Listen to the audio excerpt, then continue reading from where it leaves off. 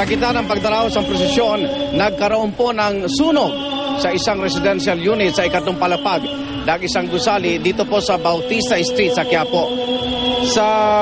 Hindi po dito kalayuan sa Quiapo Church yung lugar na yan. Nasagip na sunog yung lola, pati na po yung kanilang tatlong apo. Pasado alas 8:30 nang umabot sa unang alarmang sunog, pero dahil maraming truck ng bumbero sa paligid, mabilis din pong naapula ang sunog bago mag alas 9 ng gabi. Inimbestigahan pa rin ngayon ang sanhi po ng sunog. Samantala, bukod po sa sunog ay nakatutok din ang mga otoridad sa mga medical emergency.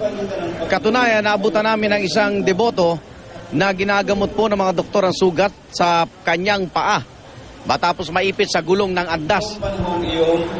May naabutan din po kami na pasyenteng 2 gabi na raw walang tulog.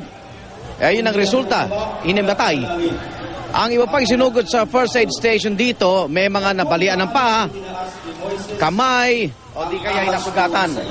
Pero ayon po sa mga medical officer, di gaya ng nakaraang taon, mas konti raw ang mga pasyente ngayon. Sa ospital ng Maynila naman, may inabutan kaming isang menor de edad na nabalian ng kanang kamay. Yung kanyang kanang kamay, ang kanyang naitukod ng matumba habang papunta sa prosesyon. May hiwalay pong emergency room ang ospital para libreng magamot itong mga pasyente na galing po sa prosesyon.